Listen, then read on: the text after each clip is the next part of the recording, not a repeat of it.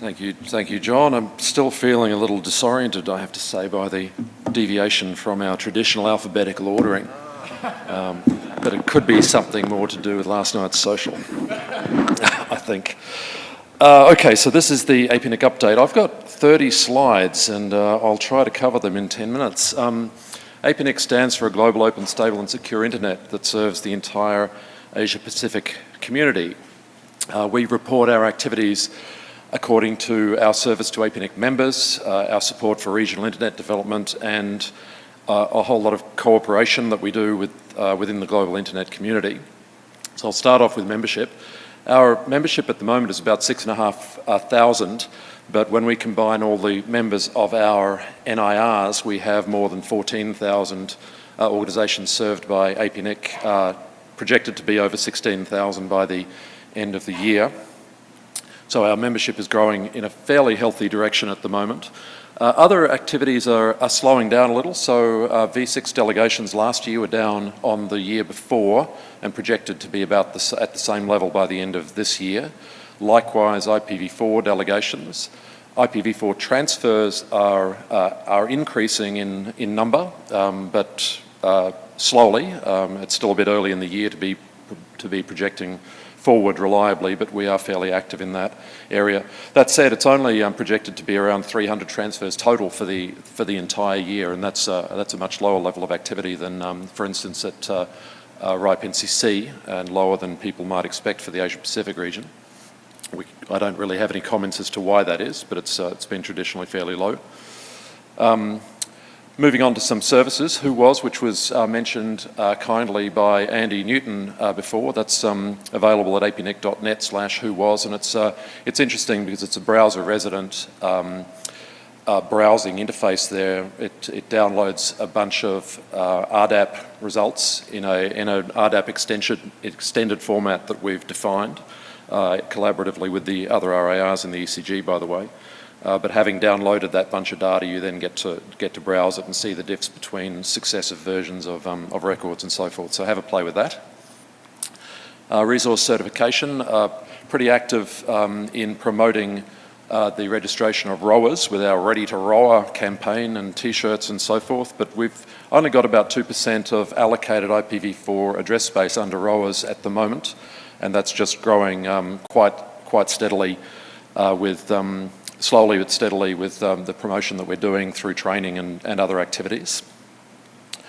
Talking about training, a very active area of our organisation always. So we've done 16 trainings so far this year in 12 different economies, 500 trainees that is. We've got a bunch of community trainers being developed, so we've got a network of people out there in the community who are helping us with training. We've got e-learning, we've got training videos online which get a lot of views.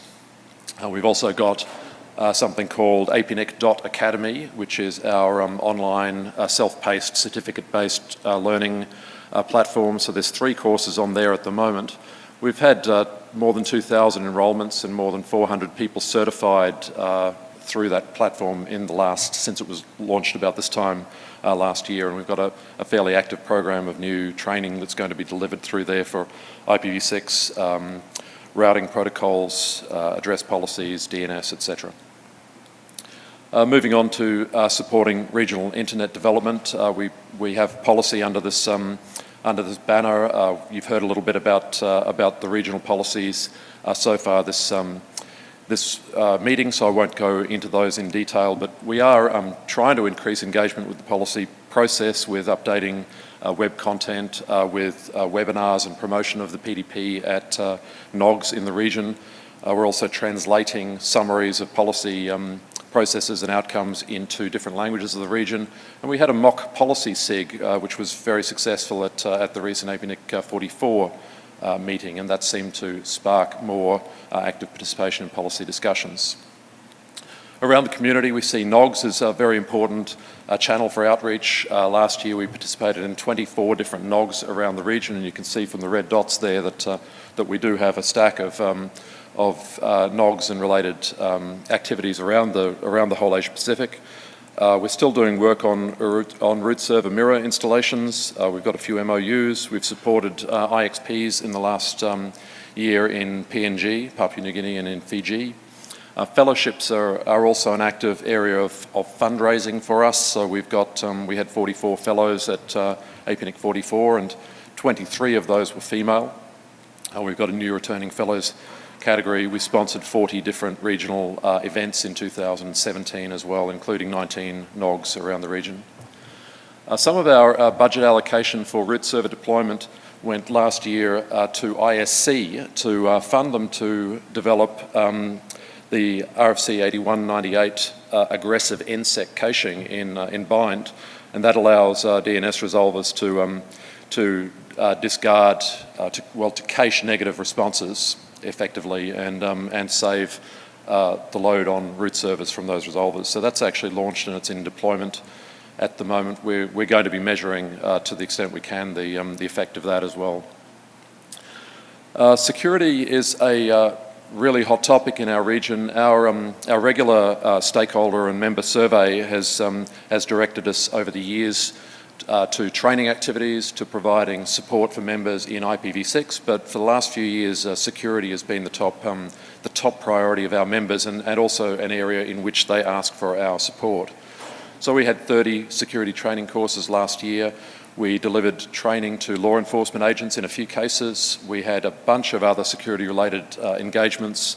We work with FIRST. Our guy Adley Wahid is on the FIRST board and does a lot of work with them.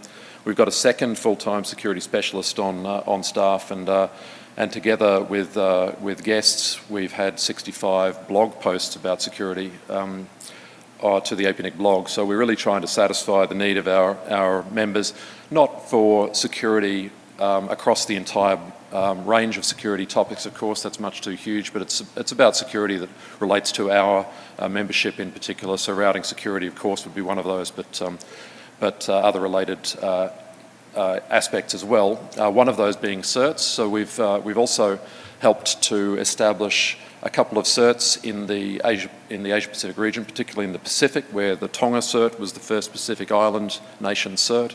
The PNG cert was also launched earlier this year, and we've actually raised a bit of funding for supporting that activity to make it to accelerate the support we're giving to certs around the region. That's something that a lot of people are very interested in, and we feel it's also something that is very relevant to our membership in that part of the world as well.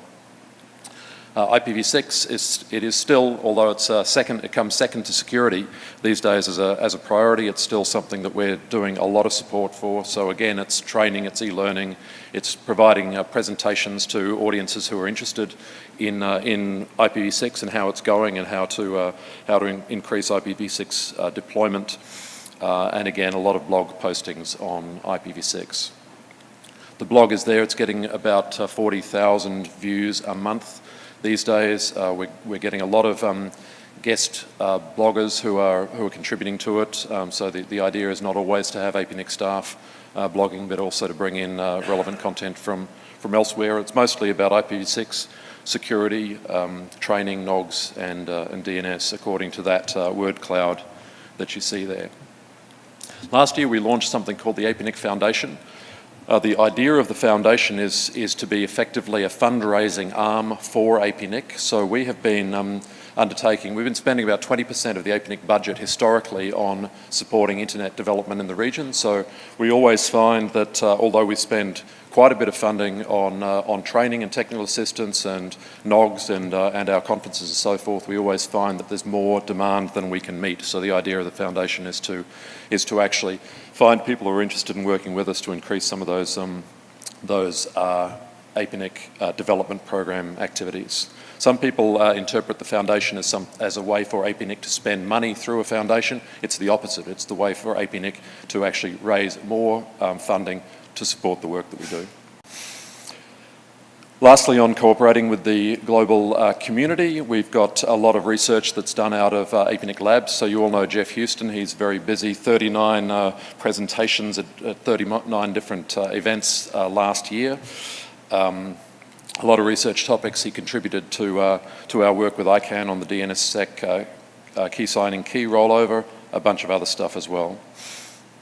So again, we did give ICANN some help. We also collaborated with the other RIRs on supporting the KSK rollover process.